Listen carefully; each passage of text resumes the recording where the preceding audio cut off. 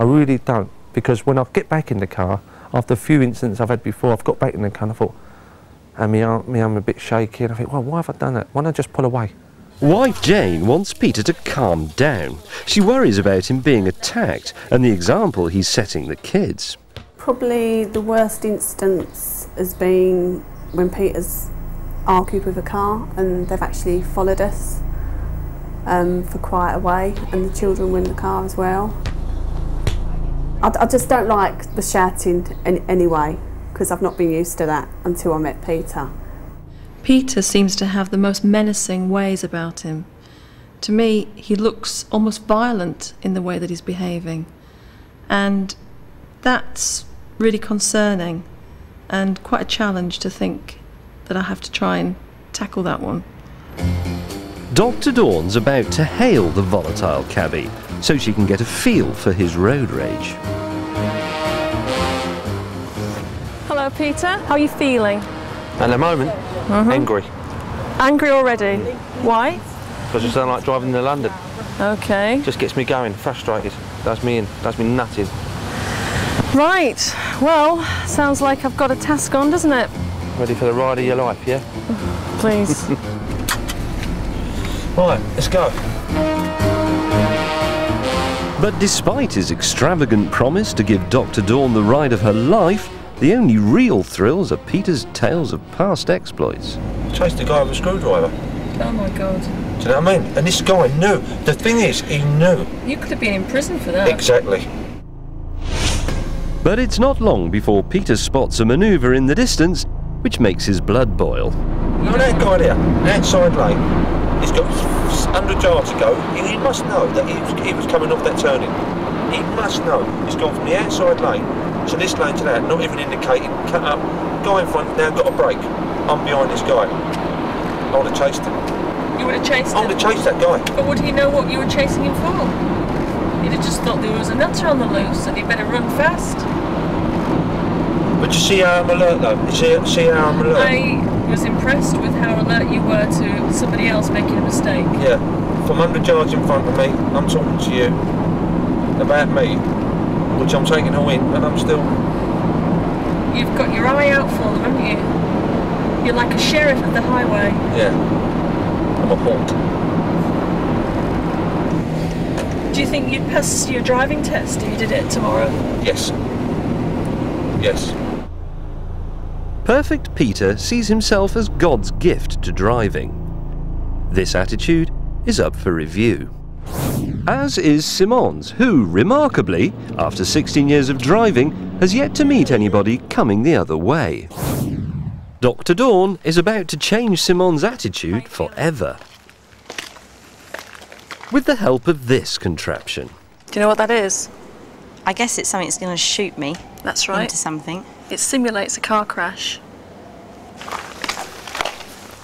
Just want you to get up those steps and strap yourself in.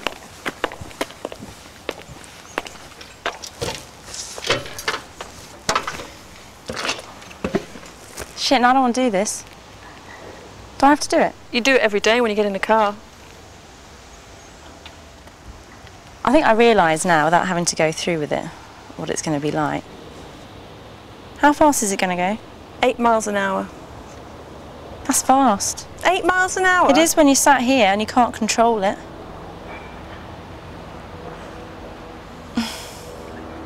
Here, put your seatbelt on, Simone. You really won't regret this. I don't really want to go through with it. Yeah, but it will help you. I want to do it. It will help you. All right, take it away, Rob.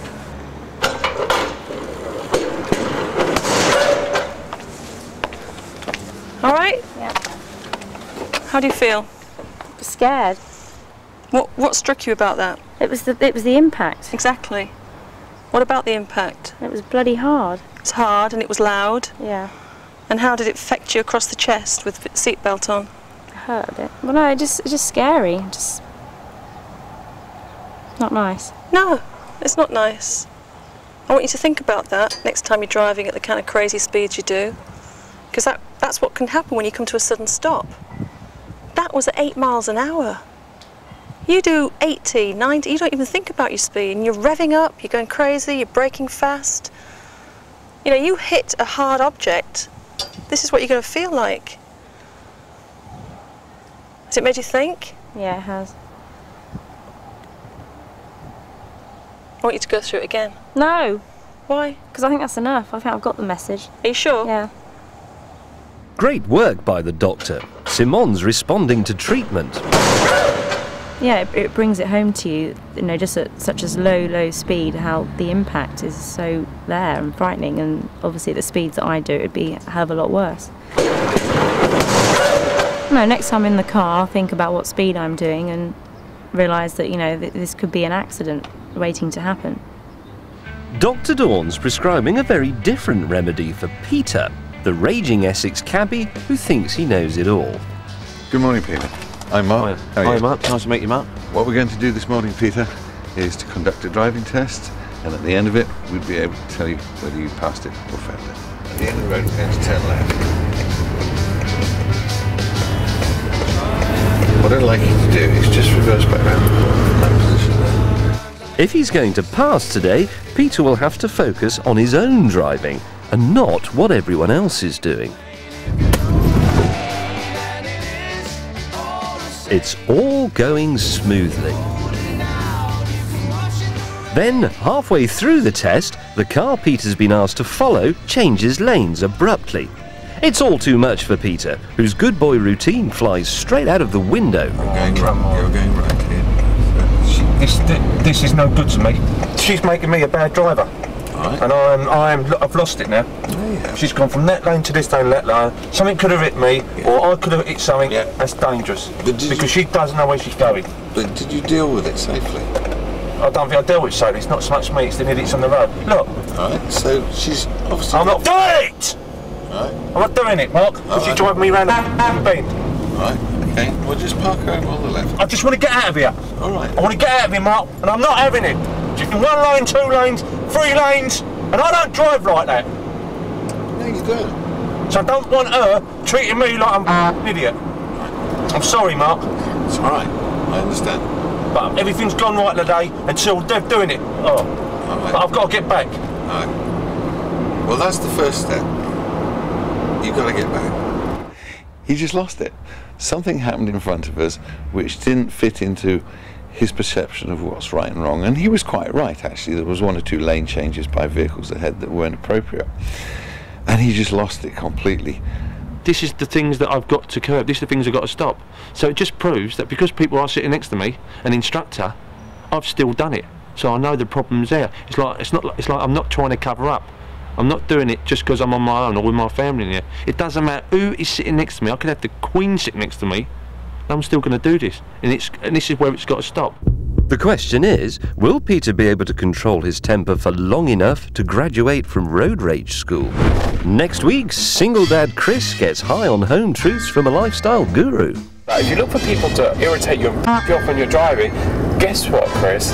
That's exactly what you're going to get. How do you feel? Ready? Okay, a little bit dizzy? Maybe? Yeah, just like these sort of like... And traffic warden Sabrina gets into a spin with racing driver Dan Eves. I took the things, it was unbelievable, babe. Unbelievable. You got a bit of a sweat on now. Absolutely, I'm dripping.